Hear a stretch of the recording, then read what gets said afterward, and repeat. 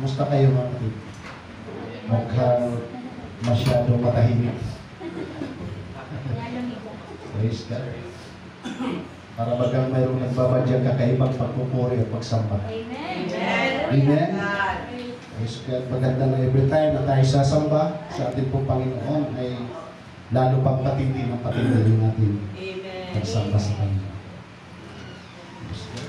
Hindi po natuloy yung pagpagawa natin sa likod dahil nagkaroon po ng karamdaman yung anak ng gagawa mga kapatid. We pray na this coming Monday or other day ay makapag-start po.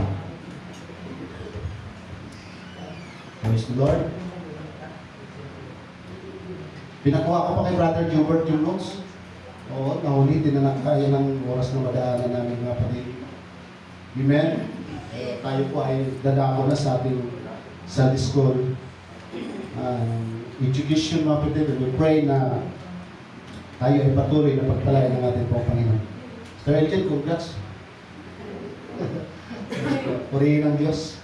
Napakabuti ng ating pong Panginoon. Alright, sa atin pong may mga notes sa page, ano po tayo? 7. Ang atin pong topic ng nakaraan is yung ito.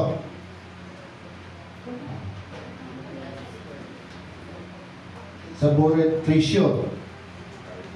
At napakaganda po ng atin pong pinag-aaralan dito mga kapatid sapagkat marami po tayo mapupulot kung gaano kahalaga ang salita ng Diyos sa atin pong mga buhay. Kasi isipin po natin, kung walang Biblia, kung wala ang salita ng Diyos, ay kumusta na kaya ang mundo natin? O kumusta na kaya ang buhay natin?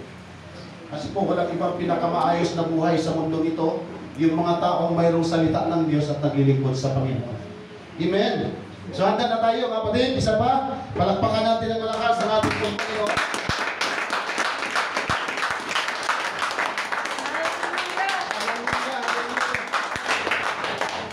Siguro tayo para manalangin mga kapatid, medyo malamig ang ating pong loob kaya minsan nakakanto. Hinihiling po natin yung ating Sunday School Director na ipag-pray po ang pag-aaral sa umaga nito. Purihin ka o Diyos, minsan pa Panginoon o God, pinapasa namin sa aming kalagitnaan, Panginoon o God, hallelujah. At iniimbitahan namin, Panginoon o God, ang malayang pagkilos sa amin o God, hallelujah.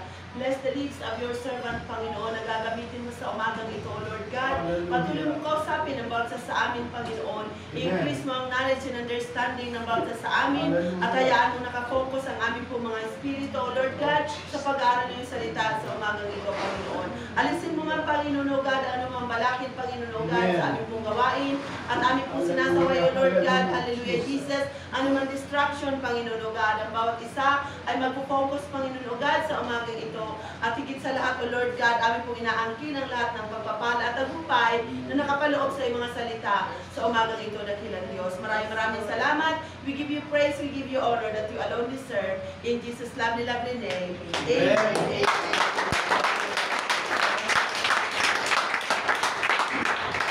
Praise the Lord. Please be seated po, mga kapatid. Hallelujah. Tayo po ay sa page 7. At sa hindi po naka-attend o nakaabot nung unang topic po natin, sa inyo po mga notes ay i-review nyo po mga kapatid. Dahil binigyan po ng diin dyan, binigyan ng punto kung gaano kaganda ang tao na mayroon pong Biblia or salita ng Diyos. Although marami na tayo, may mga Bible tayo sa atin pong mga cellphone, pero iba pa rin po na mayroon tayong ganitong Bible. Amen. Romans chapter 10 verse 17. So that faith cometh by hearing, and hearing by the word of God. Kaya ang pananampalataya ay bunga ng pakikinig, at ang pakikinig naman ay bunga ng pangangaral tungkol kay Kristo. Sabihin mo sa iyong katabi, makinig tayo. Amen. Okay. What's in it? Yan po ang ating topic ngayon. Ano ang nasa loob ng ating mga Biblia? Ano ang mapupulot natin? Ano ang mapapala natin sa pag-aaral ng salita ng Diyos or ng Biblia? Ano pa ang nilalaman ng Biblia? So ito po ang ating himay-himayin, pag-aaralan, tutuklasin mga kapatid, sapagkat maraming mga taong humahawak ng Biblia pero hindi nakakaunawa kung ano yung sinasabi sa Biblia. Iba yung nagbabasa, iba yung umuunawa. Mayroong taong nagbabasa pero hindi inuunawa, pero mayroon din mga taong nagbabasa na inuunawa. Kaya yung mga taong nagbabasa na mayroong inuunawa yung binabasa, ay mayroon pong napupulot sa kanya pong binabasa. Look at the book you hold in your hands. Yeah. So ang book na tinutukoy dyan mga kapatid is Bible.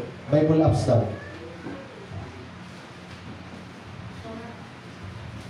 Yeah. Ay yung mga cellphone na nandoon yung Bible. So, yung mga kapatid, praise God. So ito po, yung ating hinahawakan ay hindi lamang po siya basta-basta. A single book, pero para ka na rin na may library. Amen. One book, pero napapaloob sa isang book na ito ang 66 books. Ito Bible. Kaya pag naubos po natin basahin yan, at mapalad yung mga nakatapos na, and I encourage you brethren, kapag natapos nyo po, nyo na pong basahin yan, pwede po kayong magbasa ng ibang translations. So may sinend ako sa lahat ng GC kung paano ang technique na sa loob ng isang taon ay mabasa natin ang buong Bible kahit tayo po'y napakabising tao at maraming trabaho. Kaya prepared by next month, maliban sa mga baguhan, ay bigla po ako magtatalong para masubok natin na yung sinisend ko ay binibigyan nyo ng halaga mga kapatid. Dahil wala po akong ibang maitutulong, maibibigay na makakatulong sa atin sa paglago, sa pag-unawa ng salita ng Diyos, kundi basahin ang salita ng Diyos. Di lamang natin basta pakinggan. Yes, may napupulong tayo sa pagkikinig, may napupulong din tayo sa pagbabasa. Right? Many of these books are not really books at all in the usual sense of the word. Some are merely letters, while others are messages so short they could be copied on 2 or 3 typewriting pages today. The Bible has 2 main divisions, the Old Testament and the New Testament. The word Testament refers to a document disclosing the will of a departed person. It is a covenant of an agreement between 2 contracting parties.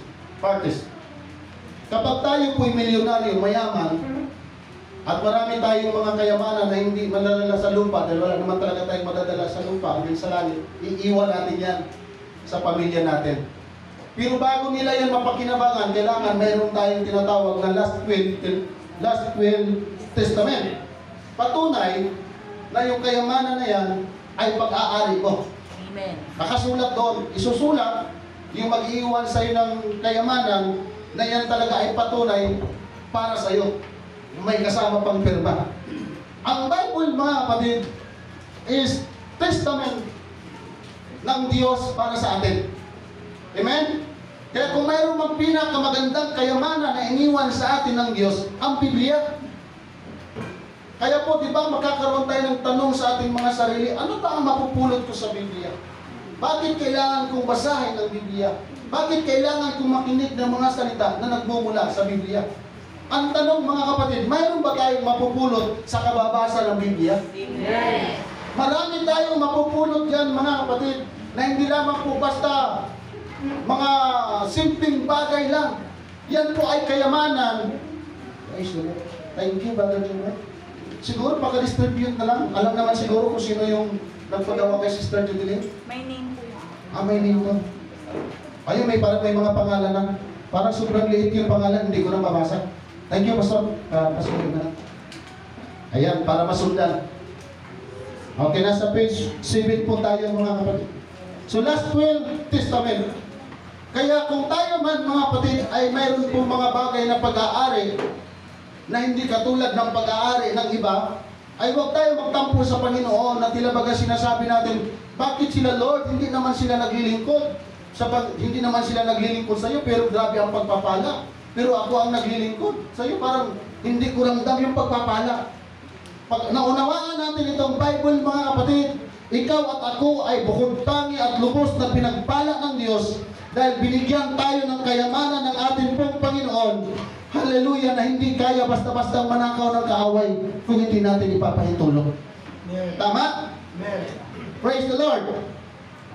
The Old Testament is the covenant or agreement God made with men about His salvation before Christ came. The New Testament is the agreement God made with men about His salvation after Christ came. His testament in turn is divided into 5 sections. The Old Testament begins with the law. This includes the first 5 books of the Bible, and the next 12 books comprise the history of the nation of Israel. Next are the 5 poetry books. Following are the major prophets, including Isaiah, Jeremiah, Lamentation, Ezekiel, Daniel, and then the remaining books of the Old Testament are attributed to the minor prophets.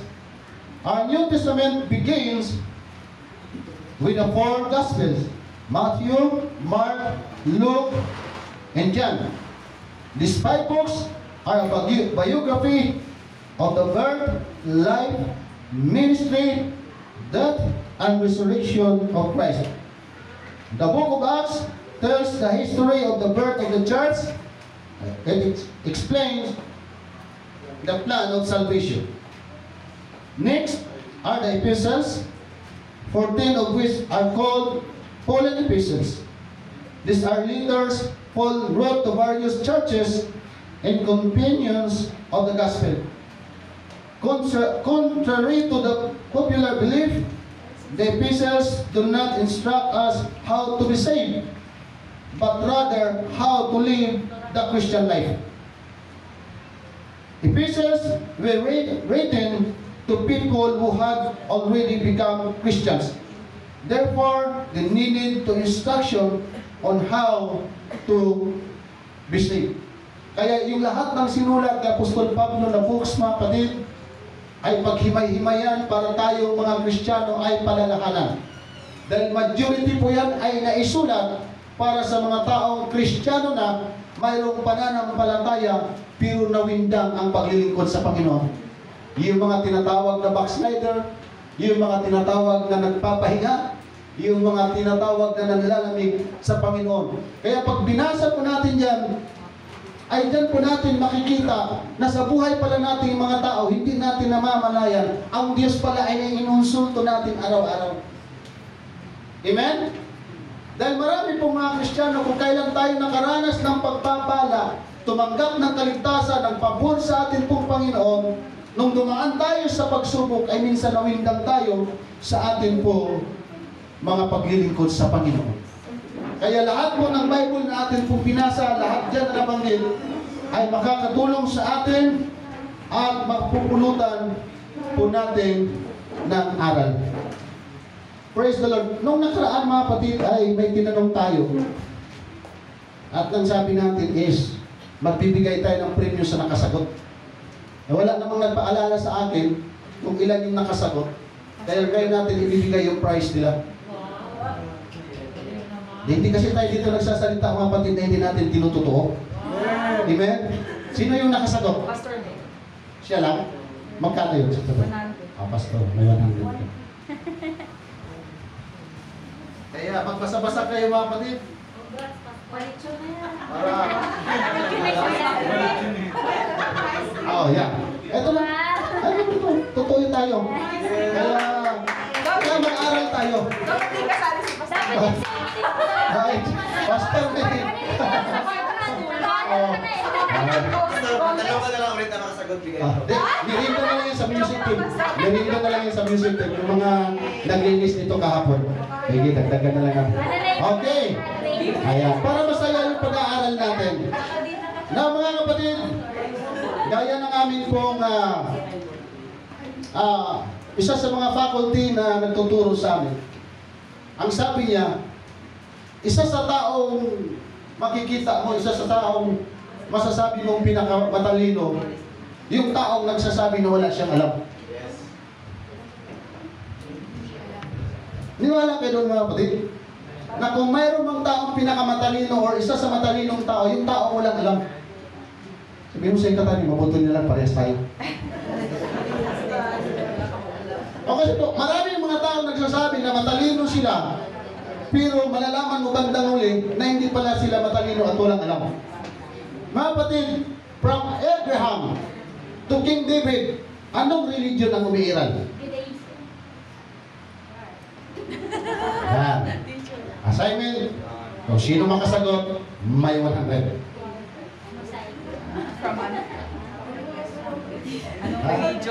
Anong religion? From Abraham to King David. At ang tanong, anong religion ni King David? Yan. Kasi minsan bumaba na tayo sa mga debate, pero marami pala tayong hindi alam. Pagkatapos ni King David, UPC daw.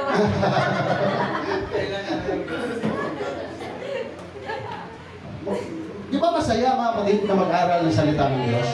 Pagkatapos kay King David, from Abraham to King David, di ba na-divide yung kaharian? Southern Kingdom, Northern Kingdom.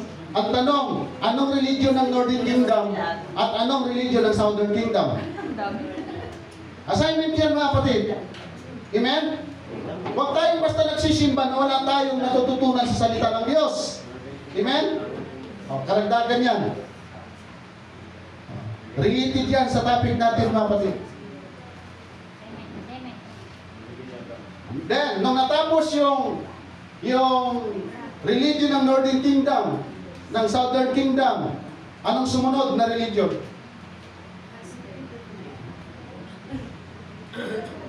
So, tahimik tayo ngayon mga kapatid. Pastor, Sabalista ba? Katoliko ba? UPC ba? Baptist ba? Anong religion kaya? So, kailangan alam natin yun mga kapatid. I-search natin yun. Kasi pag naka-encounter tayo na magaling sa Hebrew, magaling sa Greek word, ay tayo, hindi natin nabasa ang buong Bible, tapos maglakas loob tayo makipag-debate, ay baka sasabihin tayo, pag-aral muna tayo. So kami rin mga kapatid, hindi magaling. Kami rin ay walang alam, pero binibigyan tayo ng pagkakataon ng Diyos na mag-aral para magkaroon tayo ng knowledge about the Word of God. Kaya wala pong ibang dapat na itaas, hindi ang ating alam, kundi ang karunungan ng Diyos. Amen. Kaya huwag nating tipirin, napurihin, at palakpakan ng ating pong Panginoon. Dahil mula sa walang alam tayo, tinawag tayo ng Panginoon para magkaroon ng alam. Amen. Amen. Praise the Lord. So mag-isip na kayo na tayong religion pala. Yan. Praise the Lord. Sino makamemorize ng 5 books of the law? Praise God. Thank you, Pastora. Kaya ikaw nang tumayo kasi walang prize. Wala naman sinabi. Pastora. Praise the Lord. Sige. Doble. Sa linggo naman. Praise God. Nandito na ba yung ating sa mga bata? Mayroon na ba silang pagkain mga kapatid? Yung mga nagtuturo sa likod? Baka wala po yung ating in-church. Ito po yung papili ng pagkain ng mga bata. Mga kapatid. Para hindi na maglabas-labas yung mga bata. Yung mga nagtuturo na lang. Kasi baka masagasaan siya. Palampakan natin ang Diyos. So, 5 books of the law. Genesis, Exodus, Leviticus, Numbers, and Deuteronomy.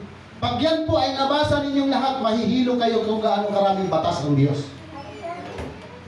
At kung yung batas na yan ay, kung in-implement sa panahon natin ngayon, hindi ko lang alam mga kapatid kung tayo pa rin ba ay magkita-kita. Amen? Ilan ba lahat mayroong batas ang Bible from Old Testament to New Testament?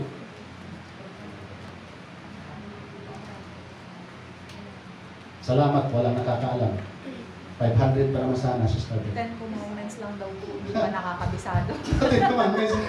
hindi pa nakakabisado. So maraming batas dyan. Isa sa malupit or mahigpit na batas dyan, yung magkasala ka ng pakikiapid na makita ka, personal, patay ka. Babatuhin ka hanggang sa mamatay. Lahat ng pananim mo, kailangan mayroon kang, halimbawa is, mayroon kang 10 sakong talong na ani. Ang isang sako ay dadalhin mo sa templo para sa mga Levites.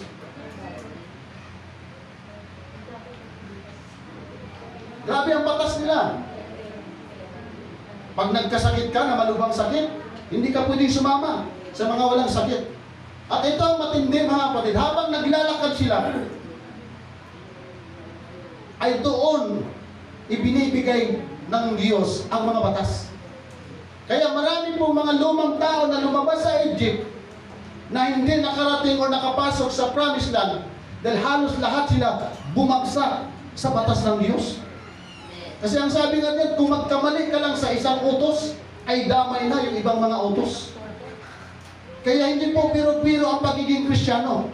Hindi po biro-biro ang paglilingkod natin sa Diyos. Dahil kung ipapatupad yung lahat ng batas na yan, mga kapatid, hindi natin kaya. Kaya salamat na binigay sa atin ang Espiritu ng Diyos, binuhos sa atin ang Espiritu ng Diyos para makaya natin, makatagal tayo, masunod natin yung batas na pinag-uutos ng ating pong Panginoon. At take note po, sa lahat ng batas na yan, ay walang nagpapahamak sa tao.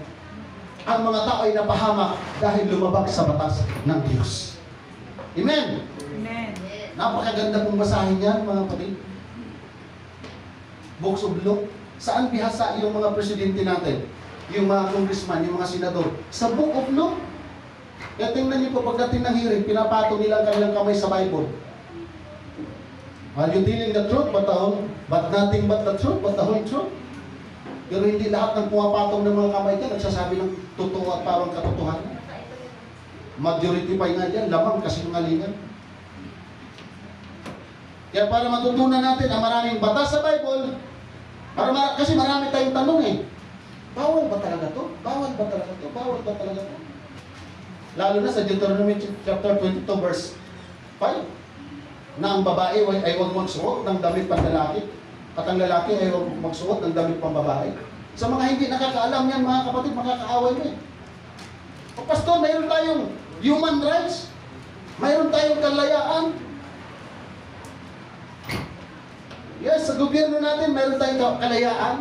May batas tayong sinusunod. Pero po natin kalilimutan, mananampala tayo. At mayroon din tayong batas na sinusunod, batas na nagmumula sa Diyos. Amen? Amen. Ayos na. Kaya pag mabasa natin yung Book of Law, dito natin makikita, mga kapatid, at naaawa tayo sa mga lesbian, naaawa tayo sa mga, yung mga kinakasal na mga lalaki sa lalaki, babae sa babae. Kasi mababasa natin na yung mga bagay na ay karumalduman sa harap ng Diyos. Amen. Pero may naglilingkod na lalaki, may naglilingkod sa Panginoon na lalaki at lalaki kinakasal. May naglilingkod sa Panginoon na babae sa babae kinakasal. At ang malupit, ang nagkasal sa kanila, alam yung batas ng Diyos. Amen? Kaya hindi lahat ng taong hawak ang katotohanan, pinapangaral at pinapamuhay ang katotohanan. Mapalad tayo, napunta tayo sa UPC dahil hindi lang natin hinahawakan ang katotohanan, pinapamuhay natin ang katotohanan, mga kapatid. Amen? Palakpakan natin ang ating Panginoon. Kaya nga, ng tinuang tao na mapapahamak, yung tao hindi alam ang salita ng Diyos. Amen? Dahil lalo na sa atin, marami tayong mga question. Totoo kaya yung sinasabi ni Pastor? Totoo kaya yung sinasabi ni Sister Chuck? Totoo kaya yung pinapangaral sa likod ng pulpito? Pag binasa natin ang Bible, mga kapatid, malalaman natin, totoo lahat yun. Amen? Anong sunod? O, sino na nakatapos magbasa ng 5 books? Sino yung nag-email? Sister Maria.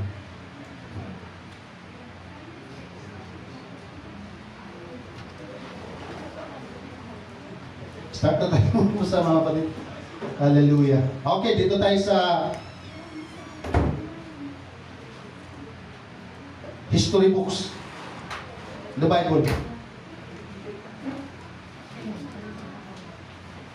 So, ang Genesis po ay naglalaman ng mga kwento tungkol sa paglikha ng mundo. Pagkaroon ng unang tao at ang mga batas ng Diyos. Dahil somehow, mayroon po kayong mai-encounter na ididibate kayo at sasabihin ang Genesis chapter 1 verse 26, yung nilalang doon na lalaki at babae ay hindi si Adan at Eva. Mayroon kayong mai-encounter ng Genesis chapter 1, Genesis chapter 2, alam na alam nila kung paano i-twist at ipaliwanag yan.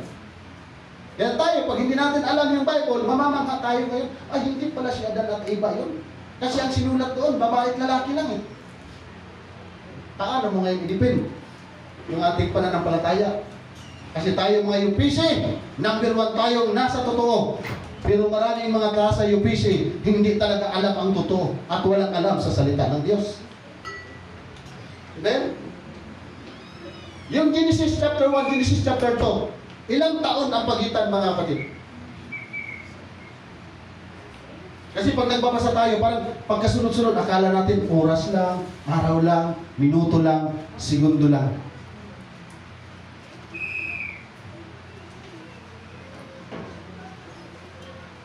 Nung pandemic, mayroon talagang ilang buwan yung pandemic, ilang taon yun? More or less, 6 na buwan ako sa Bulacan, Sister Beth, Sister Chat. Yung bata na pumunta sa akin dito nakipagdebate, 19 years old lang. 6 na buwan niya akong pinaghandaan para patunayan lang niya sa akin na yung Genesis chapter 1 verse 26, hindi si Adan at Eva ang nakasulat niya. Nabura lang yung record, pero alam niyo po ba, may na-convert sa kanya. 19 years old. Ilang oras yung debate namin? Halos 4 na oras. Nung ayaw na nila maniwala sa New Testament, doon tayo nanalo. Kasi pinapatanggal ko man yung New Testament, ayaw magtanggalin. Ba't ayaw yung tanggalin niya? Kaya hindi pala kayo naniniwala sa New Testament. Mga kapatid, paano niyo po patunayan? Siya na natin ba yung Genesis chapter 1 verse 26? Wala mo nakasulat na pangalan doon. Babae at lalaki lang. Kaya nga sabi nila, ang asawa ni Cain ay galing dyan sa nilalang na lalaki at babae. Di ba may punto sila? Pero dahil nakabasa naman tayo ng Biblia sa biyaya ng Diyos, nung pinabasa ko sa kanya, pinabasa ko talaga yung Genesis, Sister Marlene. Hindi na ako nagtanong, Sister Chap. Dumating siya sa chapter na nabasa niya, ang unang nilalang, si Adan at Eva. Kaya sabi ko sa kanya, kukontra ka ba ngayon sa Genesis chapter 1 verse 26? Hindi nakasulat, unang nilalang eh. Babaliin pa niya yun, babaliin pa niya yun. Pero hindi niya kayang baliin ang salita ng Diyos. Si Satanas lang ang bumabalik ng katotohanan, mga kapatid. Pero yung katotohanan ay mananatili at mananatili. Tama? Amen. Amen. Ang galing sa Hebrew. Ang galing sa Greek word. May nakapatong ako dito yung nakita niyo yung napakakapal na binabasa ko dito na Hebrew Greek word dictionary. Hindi niya alam, Sister Chat, akala lang niya basta libro. Binanatan ako ngayon ng Greek word, ng Hebrew word. Sabi niya, ang totoong ligtas, pastor, ay dapat tayo ay mga lahing Hebreo. Sabi ko, saan ka nakatira? Sa Pilipinas. Anong tawag sa'yo? Hebreo? Anong tawag mga kapatid? Paano ka tatawagin Hebreo? Sa Pilipinas ka nakatira? Dapat ang pinag-aaralan natin, pastor, ay Filio Hebrew. Pinabasa ko sa kanya ngayon yung dahil tayo walang alam. Mga kapatid, nagbabasa tayo. May pinakita ngayon akong talata, Sister Chat, na Filio Hebrew. Sabi ko sa kanya, Brad, pwede mo bang basahin ito? Sabi sa akin, ano yan, pastor? Sabi ko, akala ko, kasi nagsasalita ka ng Filio Hebrew, hindi mo alam. Ano yan, pastor? John 1:1. Gusto mo ako magpasaya? And the beginning was the Word, and the Word was with God, and the Word was God. Sabi niya, pastor, marunong ka pala ng Filio? Hindi niya alam, memorize ko na yung John 1:1.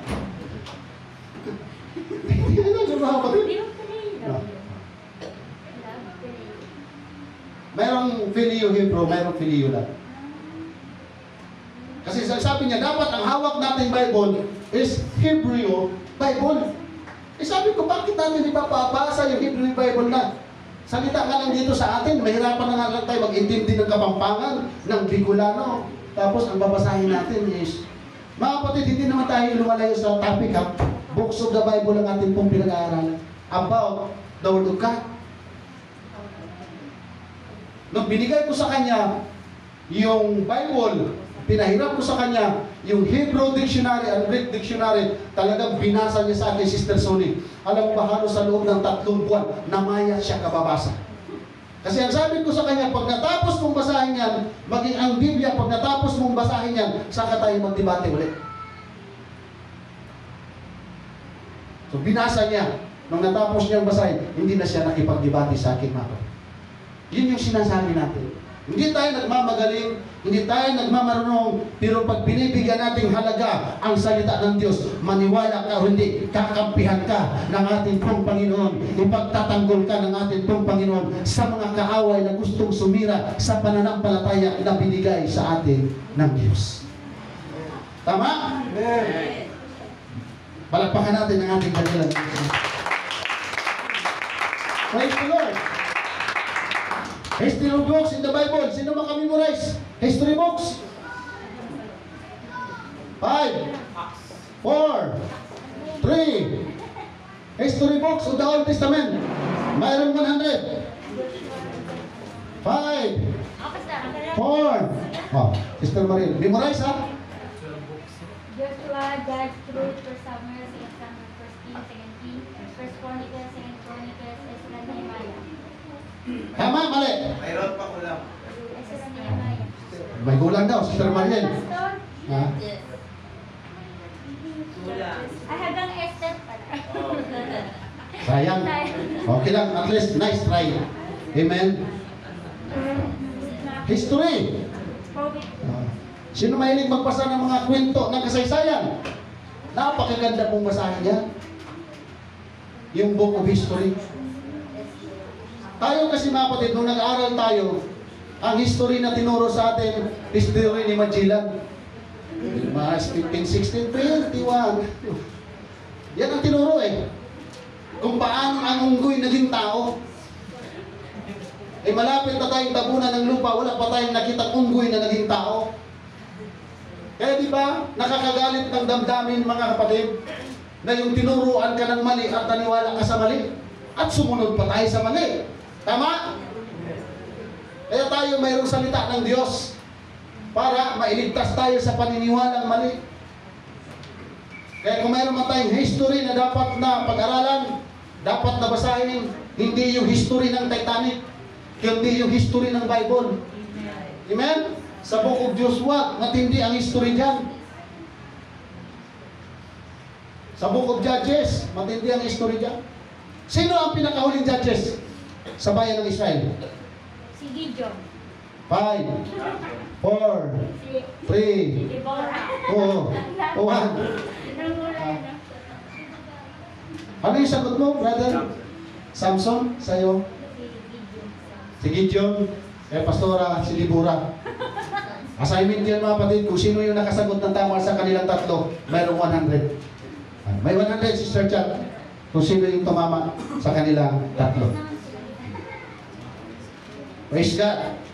And then, Book of Judges, Book of Ruth. Si Ruth, anong lahi? Si Ruth ay...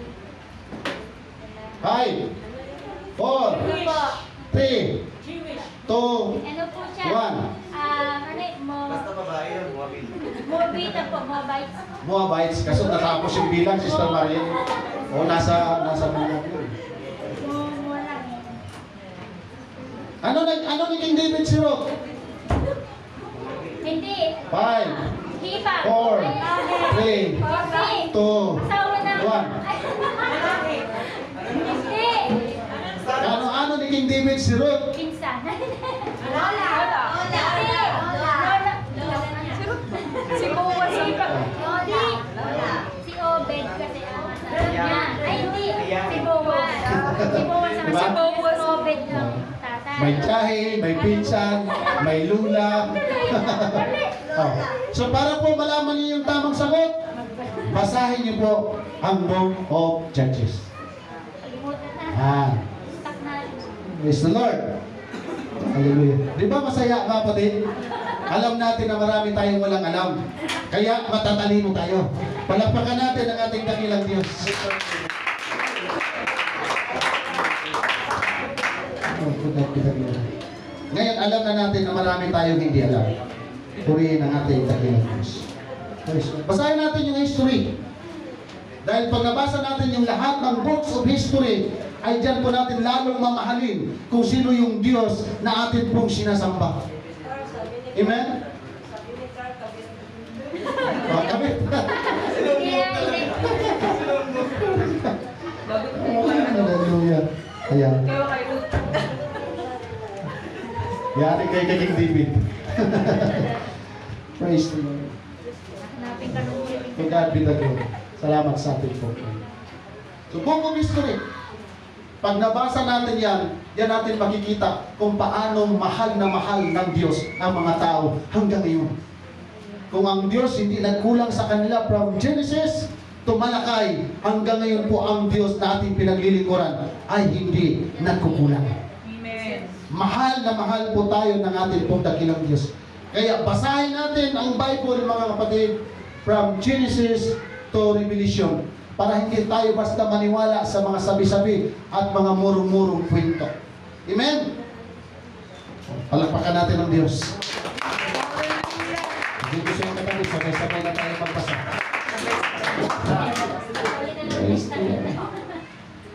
Okay. Next. Ilan ang poetry book sa Old Testament? Praise God. Lagi niyo bang binabasa yan? Mabilis niyo nasagot eh. Ano yung 5 books na yun? Song of Solomon. Pag yan naman ang nabasa nating lahat, mga kapatid, magugulat ka, may wisdom ka na. Amen? Poetry. Ano ba poetry? Tula? Nang putula. Maraming pag-poet. Mayroon bang magaling dito sa balagtasan? Si Dong, champion. Oh, champion si Brother. Oh, si Brother Dom ang champion. Praise God. Yeah. So, Hope, Psalms, Proverbs, Ecclesiastes, basahin po natin yan, mga kapatid. Dahil mga tinatalakay dyan, yung pagtitiis ng mga buhay mananampalataya. Kung paano sila nagtiis, paano sila naghirap, paano sila nasaktan, pero hindi sila tumalikod sa Panginoon. Nung hindi sila tumalikod, nung tiniis nila yung mga bagay na dapat tiisin, lalo silang pinagpala ng ating pong dakilang Diyos. Amen? Marami po tayong mapupulot sa 5 books na yan na pwede natin i-apply sa ating pong mga buhay. Dahil hanggat hindi po natin ina-apply ang salita ng Diyos sa ating pong mga buhay, hindi natin makikita, mga kapatid, at mauunawaan kung gaano kaganda at kasaya ang buhay na naglilingkod at nakakaunawa sa salita ng Diyos. Amen?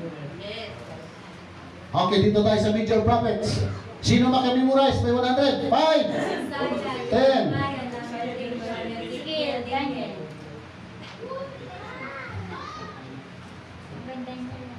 Hanggang Daniel. Ano ba yung nabanggit ko?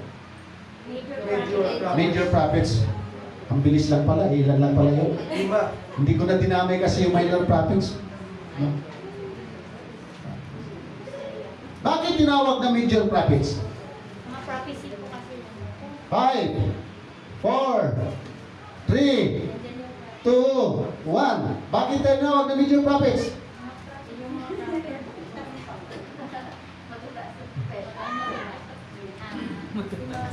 Major. Kaya po sila tinatawag na major prophets dahil sila po ay mayroong mahahabang Books. aklat ng mga prophecy.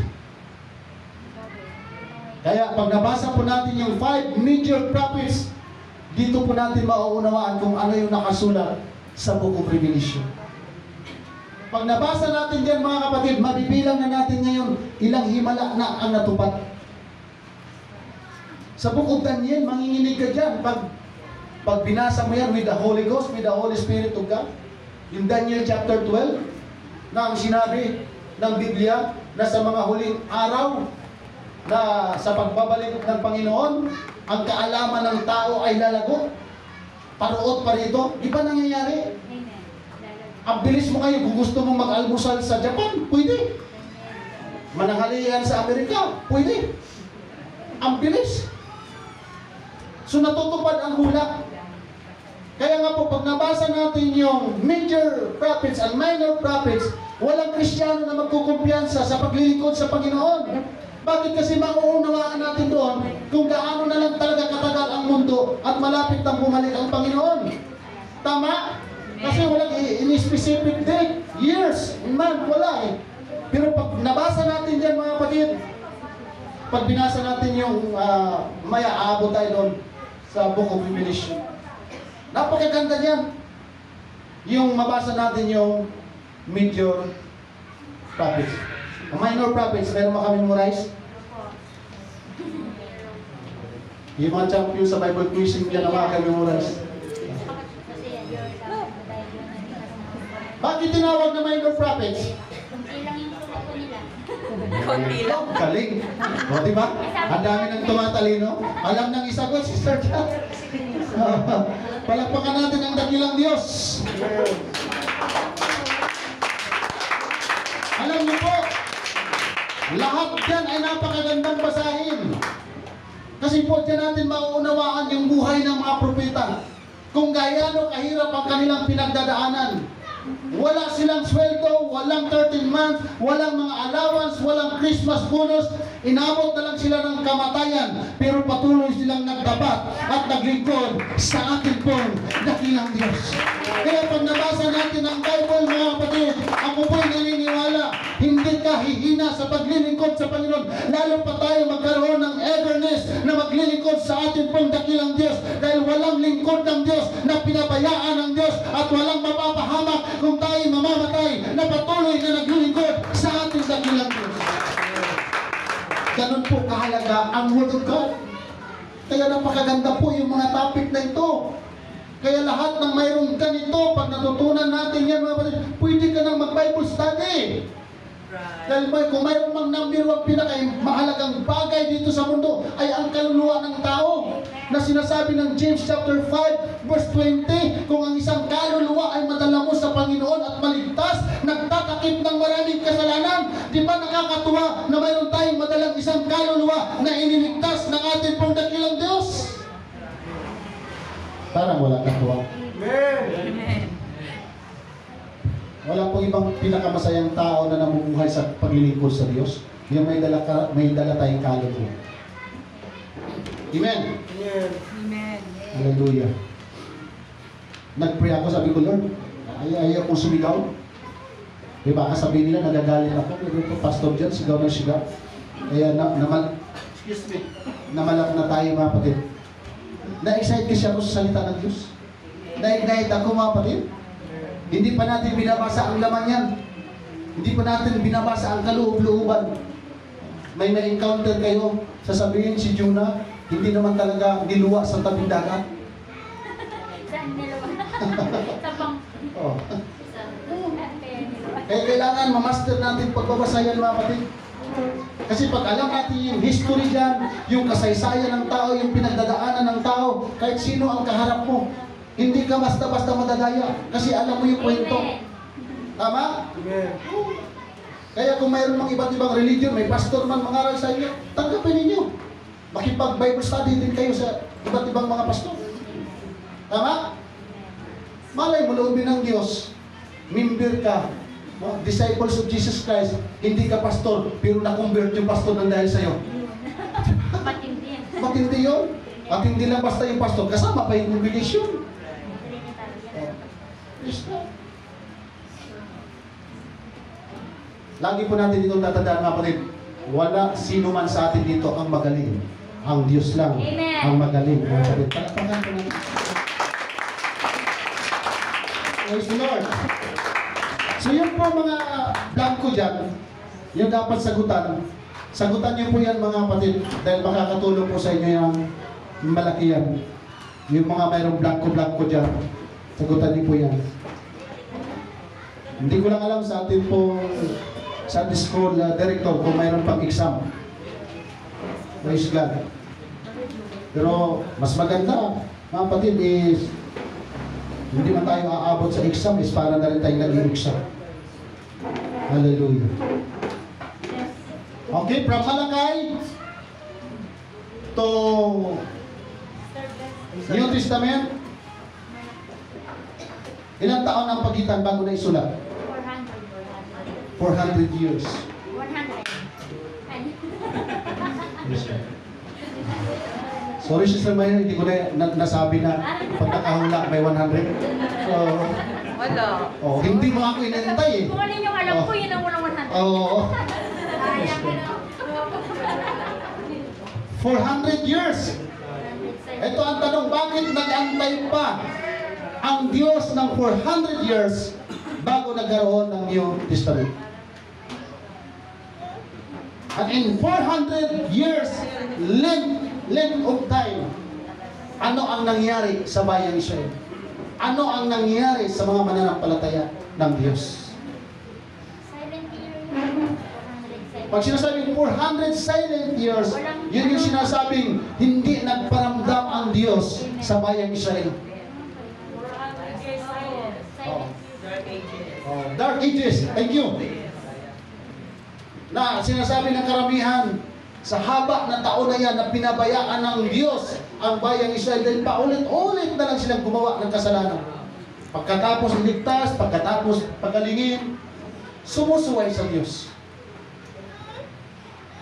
In 400 silent years, grabe po ang persecution dyan. Napakaraming mga Israelita ang pinatay dyan.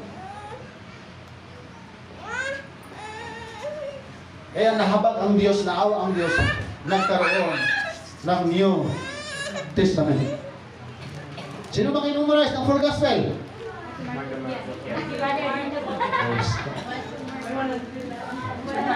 Sabi ni Brother Carl, wala ng 100. Kasi hindi naman namin sabi si Pastor na may 100. Kung may 100 sasagot na. Praise God. Praise God. Salamat sa atin po, Panginoon. Gospel. Sa full gospel na yan, sino ang hindi apostol?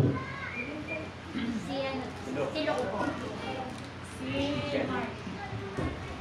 Si Luke, si Mark. Si Stephen. May questioningin mga kapatid. Si Luke, si Mark. Sinong hindi apostol? Yeah. Marami tayong matututunan. Kasi pag sasabihin ko lahat ng sagot mga kapatid, hindi na kayo may excite mag-aral. Pero pag inaral nyo yan, ayun, mas marami tayong matututunan. Napakagandang basahin yan, for gospel. Diyan po yung talaan ng pagkapanganak ng ating pong Panginoong Jesucristo, mga dahilan kung bakit siya nagkatawang tao, at yung pagtitiis hanggang sa kamatayan sa Cross of Calvary, bakit niya ginawa yun? Kaya pag nabasa natin yung for gospel na yan, lalo nating mamahalin ang Panginoong Diyos. Amen? Manghihinayang ka kung sa araw ng linggo hindi ka makakarating sa simbahan. Manghihinayang ka pag maunawaan natin bakit naisulat yung for gospel. Praise the Lord! Amen. Palakpakan natin ang ating nagilang Diyos.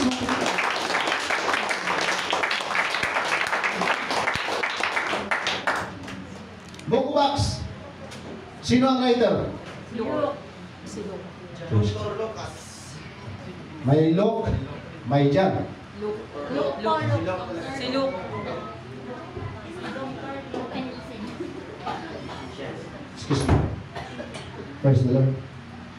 So, sa nakakaalam ng sagot, bulungan nyo na lang yung hindi nakakaalam. Yung mga hindi nakakaalam ng sagot, lapitan nyo po yung nakaalam para ibulong po sa inyo. Praise God. Sa Book of Acts, diyan nagsimula ang kalbaryo ng mga unang Kristiyano. Saan lugar na itatag yung unang Christians?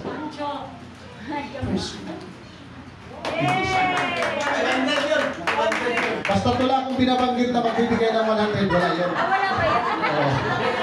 At tayo nyo muna akong magsabi kung makakasagot. Kasi hindi pa ako nagsabi kung makakasagot ba yung 100, may sumasagot na. Kasi delikado mga kapatid, pag saka ako magsabi magbigay ng 100, pag nakasagot na, paano kung makasagot kayong lahat? Diba? Nag-enjoy ba kayo? Masaya ba kayo sa Bible study natin? Amen! Kaya sa linggo dapat mas maaga tayo. Kaya sa wala pang books, magpagawa na kayo ng books mga kapatid. Amen? Magkano pamasahe magpunta ng SM? Di ba mahal ang pamasahe? Oh. Pero kung magastos tayo ng mahal ng pamasahe para mag-enjoy tayo sa SM. Ito po mga kapatid, 100 lang, naka-bookbinding. Oh, bakit nagbabayad tayo ng 100? Kasi yung mga ginamit dito. Kung tutuusin mga kapatid, kung tutuusin talaga, pag sa iba kayo magpagawa, more than 100 lang. More than 100 ang bayad po nito. Amen? Sabi ng Bible, hindi natin pwedeng inegosyo ang salita ng Diyos. Tinanggap natin ng libre, ibigay din natin ng libre. Amen? Ang binabayad lang natin dito is yung dahil kung mayroong mag-sponsor lahat, dito God be the glory, kung mayroong mag-sponsor, dahil sa wala mga kapatid, sabi mo siya yung katabi, napakamura yung 100. Praise God. So, sa pag-aaral natin ito, mag-i-enjoy ka na, may matututunan pa tayo, lalago pa tayo, magiging masaya ka, at pag binabasa natin ang Bible, mga kapatid, every Sunday, ikaw at ako ay alive na magpuri sa ating pong dakilang Diyos dahil matutuklasan natin in times of persecution, hindi talaga tayo pinapabayaan ng ating pong Panginoon. Kaya sabi ng Bible, sa kagutuman, sa kauhawan, sa kahirapan, walang sinuman at anuman ang makapaghihiwalay sa atin sa pag-ibig natin sa ating pong Panginoong Hesus-Kristo. Kaya sa lahat ng nagmamahal sa Kanya, purihin natin siya, sambahin natin siya, palakpakan natin siya, mga kapatid. All the glory must belong to Him.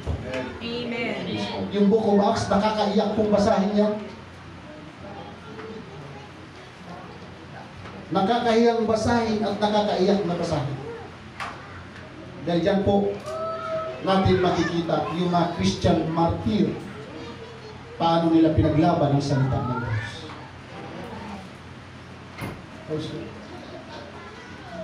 Ilang mga apostles o sinong apostles ang kasama sa pagtatag ng unang Christian sa lugar ng Antioquia?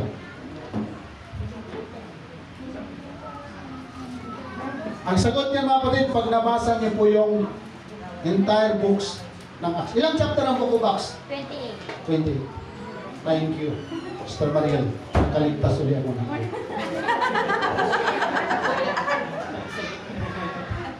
Yes. Alam niyo po, wala po tayong pipiliin dyan kung alin yung babasahin natin. Lahat po basahin natin dahil nakaka-enjoy, napakasayang basahin ang Bible, mga kapatid. Kaya yung binigay ko sa inyong timeline, time technique, na sa loob ng 365 days, makakatulong po yun. Paano natin mabasa ng kompleto ang Bible. Ilang books ang Pauline epistles? 5. 12.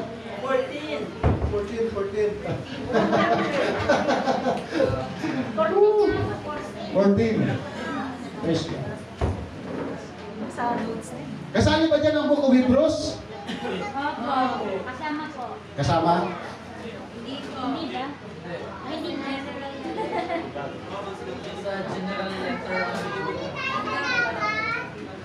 Sino sumulat ng Book of Hebrews? Opo, marami po may Paul daw. May Basta lalaki daw kasi. Na kapag inaral niyo po yung history at binasa niyo po yung Book of Acts and the Book of Hebrews, matutuklasan niyo po talaga dyan bakit sa Book of Hebrews, bakit si Apostle Paul ang nilagay na writer dyan. Kaya sa King James Bible, ang nilagay dyan is Apostle Paul. So yun yung assignment ninyo. Bakit si Apostle Paul ang nilagay? Dahil maraming nagsasabi na Book of Hebrews ay hindi sinulat ni Apostle Paul. Amen? Praise God. Pag na-discover nyo yan mga kapatid, marami na tayong natututunan. Hallelujah. Book of Revelation.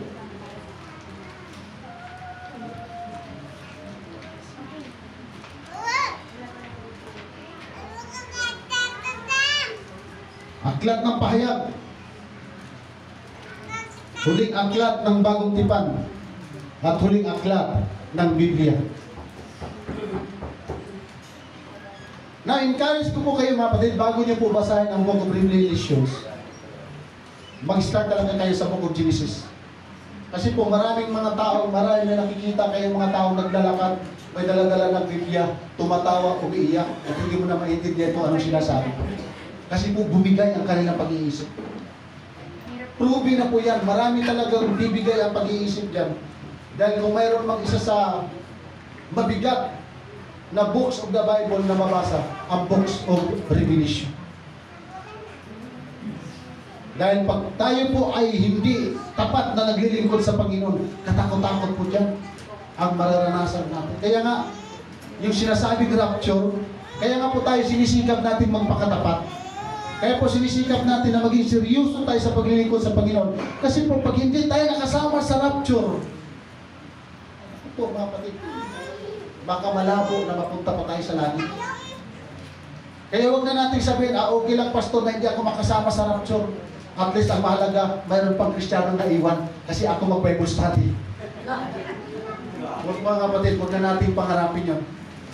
Ang pangarapin natin, nawa yung nasa loob sa lugar na ito, sa rapture tayong lahat ay makasama na mga kapatid. Dahil matinding paghihirap. Eh yung wala pa nga sa rapture, mahirap na ang ating nararanasan. Lalo na kung hindi tayo makakaranas sa rapture, ay hindi tayo makakasama sa rapture, na pag sinasabi natin dyan sa huling parte ng Book of Revelation, uulan ng yelo, bloke ng yelo, kaya ba natin saluin yun?